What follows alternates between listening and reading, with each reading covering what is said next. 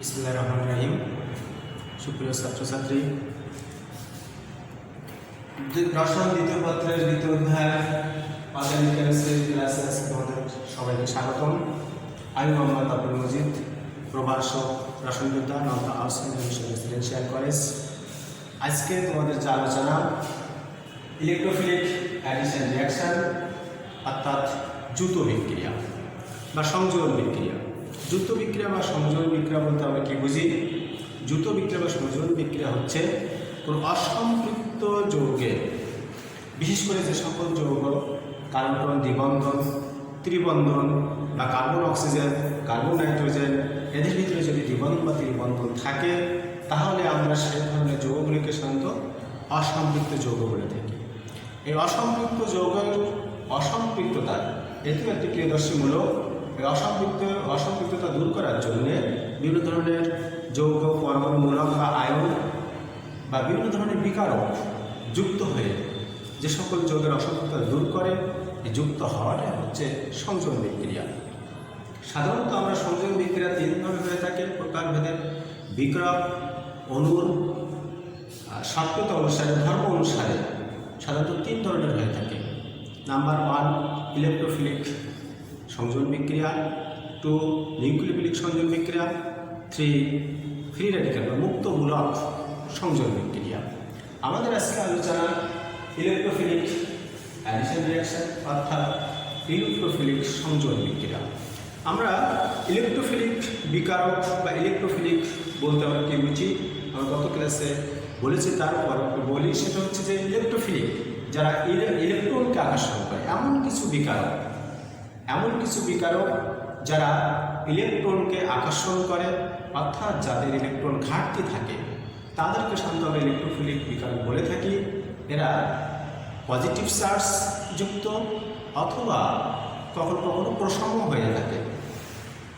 তো আমরা অ্যাডিশন রিঅ্যাকশনের যে মূল মেকানিজম, ক্রিয়া কৌশলটা কেমন হয়, আচ্ছা আমরা যদি একটা উদাহরণ লিখি,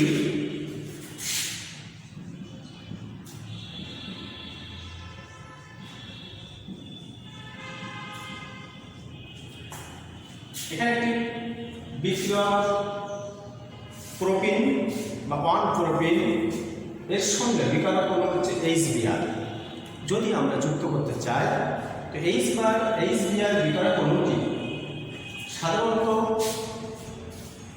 যখন কোনো কার্বন কার্বন দ্বিবন্ধন, ত্রিবন্ধন বা কার্বন অক্সিজেন দ্বিবন্ধন, কার্বন নাইট্রোজেন ত্রিবন্ধন এরকম থাকে, এদের মধ্যে প্রথম যে বন্ধনটি হয় সেটা হচ্ছে সিগমা বন্ধন। এই আর তারপরে যদি দ্বিবন্ধন থাকে তাহলে একটি সিগমা একটি পাই, যদি 3টা বন্ধন থাকে একটি সিগমা 2টি পাই। তো এখানে আমরা দেখছি যে 2টা বন্ধন আছে, এই 2টা বন্ধনের ভিতরে একটা সিগমা একটা পাই বন্ধন আমরা জানি সাধারণত দুর্বল এবং প্রতিটি বন্ধনে 2টি করে ইলেকট্রন থাকে। এই পাই বন্ধনের ইলেকট্রনের প্রভাবে বিকারক অণুটি সামান্য পরিমাণ পজিটিভ এবং নেগেটিভ চার্জে বিভক্ত হয়ে পড়ে। তো পাই বন্ধনের ইলেকট্রনের প্রভাবে যখন বিকারক অণুটি পজিটিভ এবং নেগেটিভ চার্জে বিভক্ত হয়ে পড়ে, ফলে কি হয়, বিকারক অণুর পজিটিভ চার্জটি তখন ইলেকট্রোফিলিক হিসেবে আচরণ করে। ইলেকট্রোফিলিক আমরা আগেই বলেছি, ইলেকট্রোফিলিক হচ্ছে এমন কিছু যৌগ অণু পরমাণু যাদের ইলেকট্রন ঘাটতি থাকে। তো যেহেতু এখানে পজিটিভ চার্জ, এটা এখন ইলেকট্রোফিলিক বিকারকে রূপান্তরিত হলো। এই ইলেকট্রোফিলিক বিকারক যখন এই কার্বন পরমাণুর পাশে আসে তখন এই ইলেকট্রনের আকর্ষণের ফলে এই কার্বন পরমাণুর সঙ্গে হাইড্রোজেনটি কি হয়, যুক্ত হয়। ফলশ্রুতিতে যেটা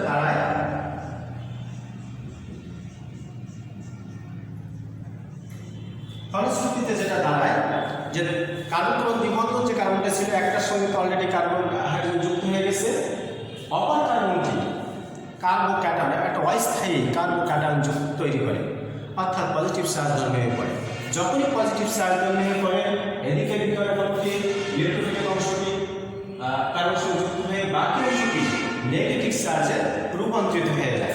নেগেটিভ চার্জ যে যখন ব্রোমিন রূপান্তরিত হয়ে যাচ্ছে তখন ওই ব্রোমিন অর্থাৎ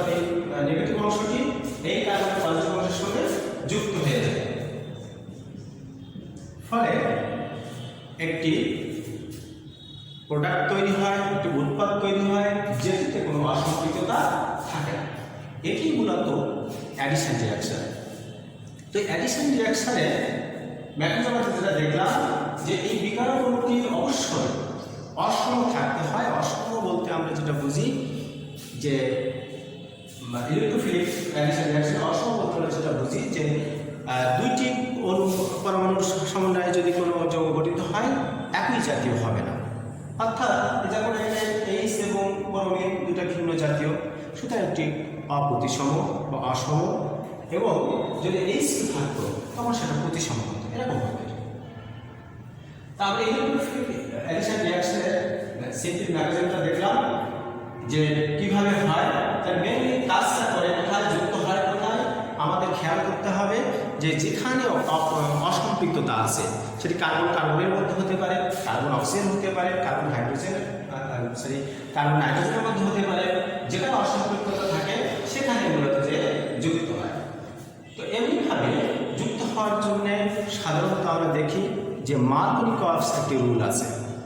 মার্কোনিকভস রুলসটি কি, যে অপ্রতিসম এবং অসম্পৃক্ত, অপ্রতিসম বিকারক এবং অসম্পৃক্ত। অসম্পৃক্ত বলতে আমরা আগে বলেছি যে কার্বন কার্বন দ্বিবন্ধন ত্রিবন্ধন থাকতে হবে, যেমন আমি এই জীবনে লিখেছি প্রোপিনন, এখানে কার্বন কার্বন দ্বিবন্ধন আছে, তার অর্থ হচ্ছে যৌগটি অসম্পৃক্ত। আবার অপ্রতিসম, অপ্রতিসম কেন? কার্বন কার্বন দ্বিবন্ধন যদি কার্বনের মধ্যে আছে সেই দুই কার্বনের হাইড্রোজেনের সংখ্যা ভিন্নতা আছে, যেহেতু হাইড্রোজেনের সংখ্যার ভিন্নতা আছে সুতরাং এটি অপ্রতিসম। তাহলে যৌগটি হলো অসম্পৃক্ত এবং অপ্রতিসম, দুইটাই হলো অসম্পৃক্ত এবং অপ্রতিসম দুইটাই হলো। এর সঙ্গে যদি থাকে কি অপ্রতিসম বিকারক। অপ্রতিসম বিকারক বলতে আমরা যেটা বললাম আগে বলেছি যেখানে হাইড্রোজেন এবং এইচ এবং বিআর অপ্রতিসম বিকারক। তাহলে অপ্রতিসম বিকারক যখন যুক্ত হবে, কিন্তু অসম্পৃক্ত অপ্রতিসম যৌগের সাথে যদি অপ্রতিসম বিকারক যুক্ত হতে চায় আমরা সাধারণত যেটা দেখি যে কার্বন পরমাণুর সঙ্গে হাইড্রোজেন পরমাণু কি থাকে, কম থাকে, হাইড্রোজেন পরমাণুটি কম থাকে, সেখানে যে পজিটিভ অংশ নেগেটিভ অংশটি যুক্ত হয়, আর যে কার্বন পরমাণুতে হাইড্রোজেন পরমাণুটি থাকে বেশি থাকে সেইখানে যে হাইড্রোজেন পরমাণুটি যুক্ত হয়। তাহলে সে অনুযায়ী দেখা গেল যে হাইড্রোজেনটি এই অংশে যুক্ত হলো, যেহেতু এই কার্বন পরমাণুর হাইড্রোজেন পরমাণুর সংখ্যা এখানে বেশি হাইড্রোজেন এখানে যুক্ত হলো, এবং বলুন যে যেখানে হাইড্রোজেন পরমাণু কম আছে সেখানে যে যুক্ত হলো। এটি দুইভাবে হতে পারে।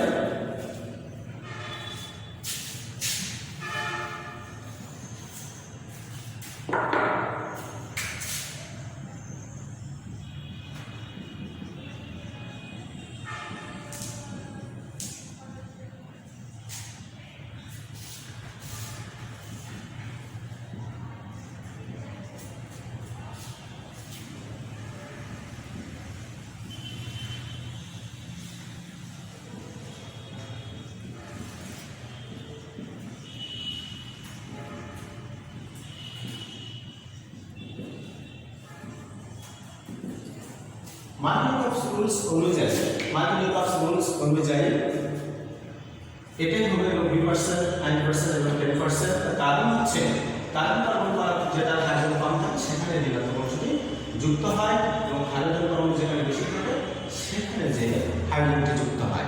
এটি হচ্ছে মার্কোনিকভস রুলস।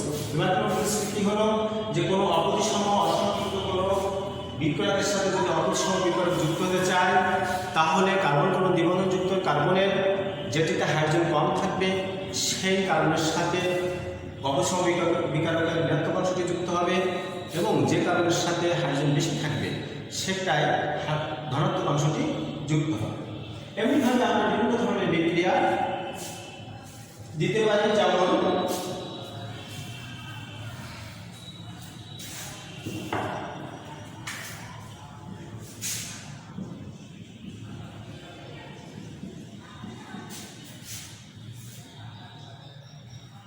যদি এই ক্ষেত্রে আমরা পটাশিয়াম আয়োডাইড অথবা আয়ন যদি যুক্ত করতে চাই অথবা এইচ যদি যুক্ত করতে চাই, যেটাই করি না একই হবে CH3 বন্ড CH3। আমাদের খেয়াল করতে হবে যৌগটি যেটাই হোক না কেন, যত লম্বা হোক না কেন, আমাদের যুক্ত হবে কিন্তু কার্বন কার্বন দ্বিবন্ধন কোথায় আছে ত্রিবন্ধন কোথায় আছে? সেই দুই কার্বনের সাথে। যত লম্বা থাকুক না কেন আমাদের খেয়াল করতে হবে অসম্পৃক্ততা কোথায় আছে, কোন কার্বন দ্বয়ের মধ্যে অসম্পৃক্ততা আছে, সেই কার্বন দ্বয়ের সঙ্গে যুক্ত হবে। যদি আমরা O3 ওজোন আয়ন গঠন করতে চাই তাহলে কি হবে? যদি ওজোন আয়ন গঠন করতে চাই তাহলে আমাদের খেয়াল করতে হবে যে ওই যৌগটির কোথায় দ্বিবন্ধন আছে না ত্রিবন্ধন আছে। যেহেতু আমরা একটা দ্বিবন্ধন জাতীয় যৌগ নিয়েছি, সুতরাং এইখানে এই দুই কার্বনের ভিতরে দ্বিবন্ধন আছে। ওজোনটি O3 ঠিক সেই জায়গায় যুক্ত হবে। কিভাবে যুক্ত হবে?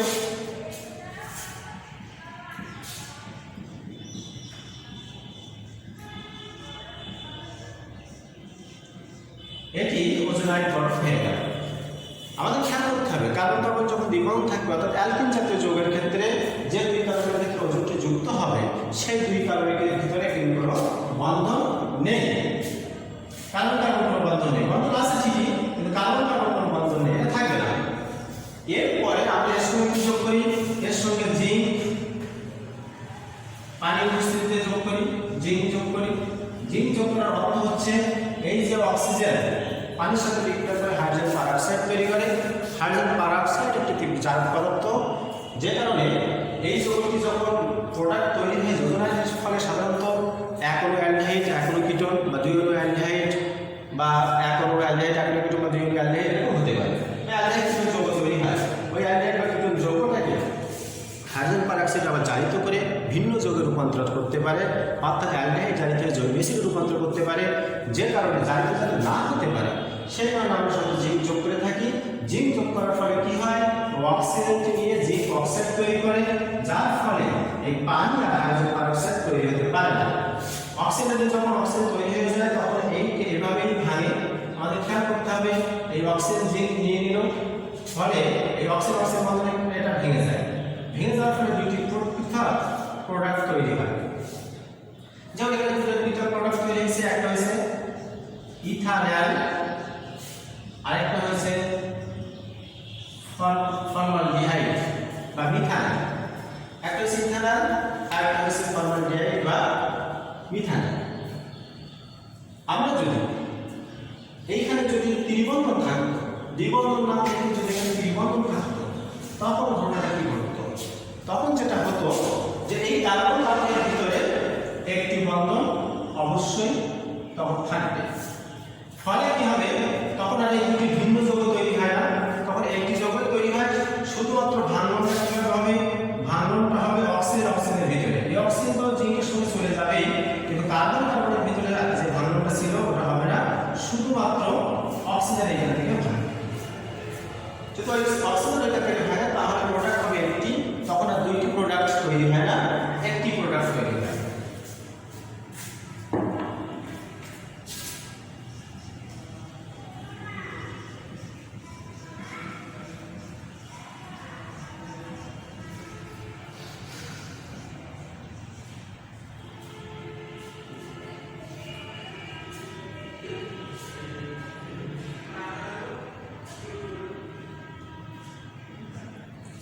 এরকম যৌগ তৈরি হয়।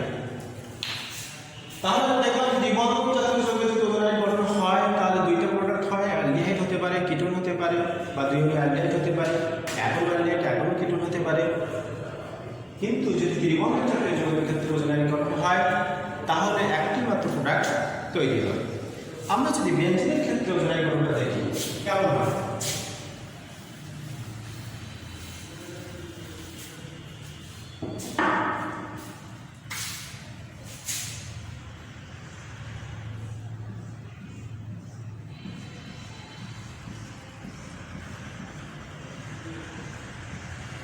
এটা একটি বেনজিন, এর প্রতিটি কার্বন একটা করে হাইড্রোজেন আছে।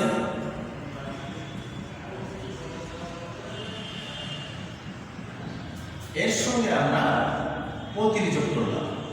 কিভাবে যোগ করব? আমাদের খেয়াল করতে হবে কার্বন কার্বন দ্বিবন্ধন কোথায় কোথায় আছে। যেমন এই কার্বন এবং এই কার্বনের ভিতরে দ্বিবন্ধন আছে, আবার এই কার্বন এই কার্বনের ভিতরে আছে, এই কার্বন এই কার্বনের ভিতরে আছে। সুতরাং সেইখানে আমাদের O3 যুক্ত হবে। যুক্ত করার জন্য কৌশল নির্ধারণের জন্য আমরা যে কাজটা করে থাকি, প্রথমত আমরা ছয়টা কার্বন ওভাবে লিখব, ভিতরে কোনো বন্ধন না দিয়ে লিখব। এবং যদি এই দুই কার্বনের ভিতরে দ্বিবন্ধন ছিল, এইখানে একটা অক্সিজেন দিয়ে দিলাম। এইভাবে মূলত আমরা যেখানে যেখানে কার্বন দ্বিবন্ধন থাকে সেখানে যুক্ত করব।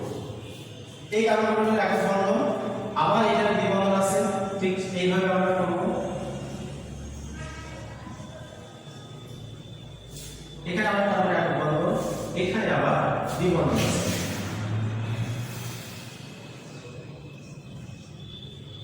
এখানে প্রতিটি কার্বনে হাইড্রোজেন আছে। এখানে ঠিক তাই, এই যে মাঝখানে যে অক্সিজেনগুলো থাকে এইগুলো জিঙ্কের সাথে যুক্ত হবে। এখানে আমরা জিঙ্ক যোগ করলাম এবং H2O, তাহলে জিঙ্ক অক্সাইড হলো। আর কি প্রোডাক্ট হবে? এইভাবে ভাঙবে, এই যে অক্সিজেন যেভাবে ভাঙে এইভাবে ভাঙবে যত অক্সিজেন।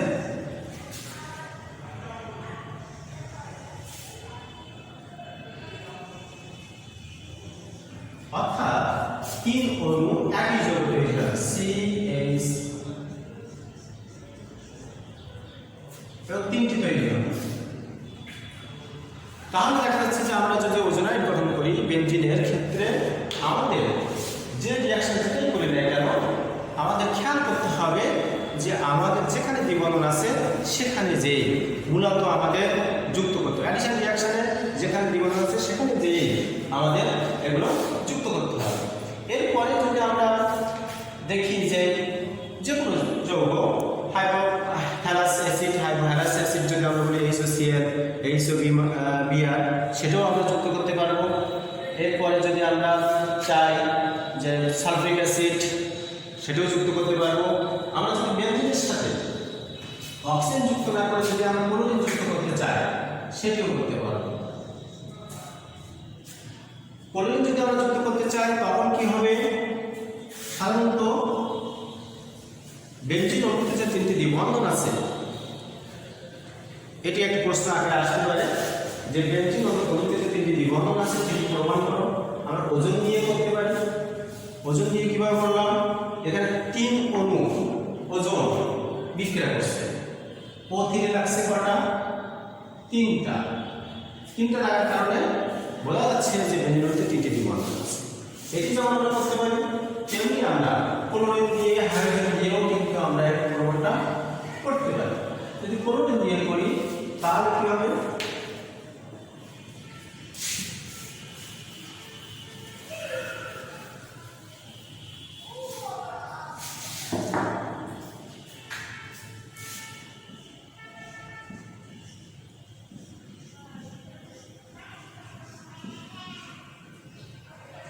প্রতিটি অণুতে একটা করে হাইড্রোজেন ছিল আর একটা করে ক্লোরিন যুক্ত হয়।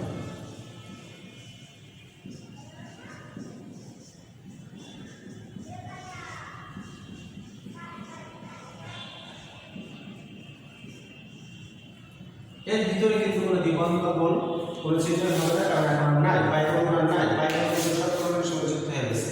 এখানে দেখা যাচ্ছে যে 3 অণু ক্লোরিন এই গ্রাউন্ড সমান করেছে, এই জন্য এ দ্বারা প্রমাণিত হয় যে বেনজিন অণুতে 3টি দ্বিবন্ধন আছে এবং এগুলো সবই ইলেকট্রোফিলিক হিসেবে আচরণ করে। এছাড়া আমরা পানি যোজনের ক্ষেত্রে দেখি যে পানি যোজন যদি আমরা করি H2O, যে কোনো ত্রিবন্ধন যৌগের ক্ষেত্রে যদি আমরা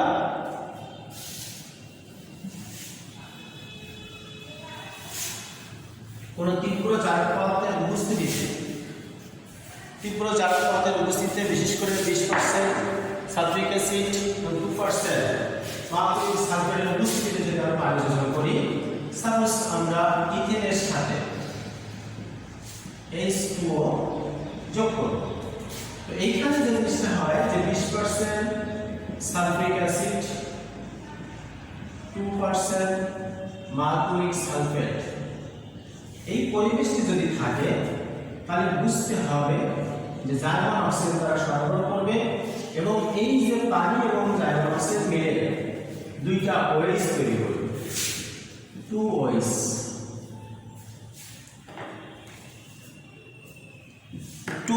তৈরি করবে, অর্থাৎ এই জার্মান অক্সিজেন এবং পানি এই মিলে কি হবে? 2 OH তৈরি হবে। তো 2 OH যদি হয় তাহলে বোঝা যাচ্ছে যে এখানে কার্বন এবং দ্বিবন্ধন আছে এই দুই কার্বনের ভিতরে এই দুই কার্বনের ভিতরে আমরা দুইটা OH যুক্ত করে দেব। যদি দুইটা কার্বন না থেকে আরো কার্বন সংখ্যা বেশি থাকে তখন কি হবে? যদি সাপোজ এরকম হয়,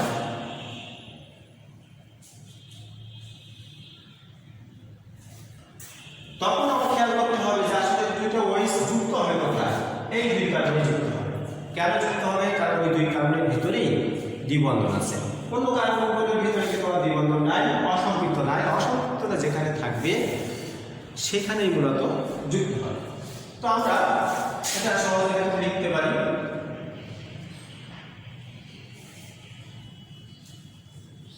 সহজে আমার প্রোডাক্ট তৈরি হয়ে যাবে। এছাড়াও আরো যে কাজগুলো আমরা করতে পারি, সালফিক অ্যাসিড, হাইড্রোজেন, নিকেল প্রভাবের উপস্থিতিতে হাইড্রোজেন সংযোগ করতে পারি। এরপরে আমাদের হাইড্রোহ্যালাস অ্যাসিড, যেমন HOCl, HOBr ইত্যাদি যদি আমরা HOX যোগ করতে চাই হাইড্রোহ্যালাস অ্যাসিড, তাহলে কি হবে? একই হবে। এখানে দুটো অংশ, এদিকে অংশ পজিটিভ এবং নেগেটিভ অংশ থাকার কারণে একটা জায়গায় আমরা X দিয়ে দিলাম, একটা হয়েছে। এভাবেই আমরা সাধারণত অ্যাডিশন রিঅ্যাকশন করে থাকি। তো আজকে ক্লাস এ পর্যন্ত। সবাইকে ধন্যবাদ, সবার প্রতি শুভকামনা রইল আগামী ক্লাস দেখার জন্য। আসসালামু আলাইকুম।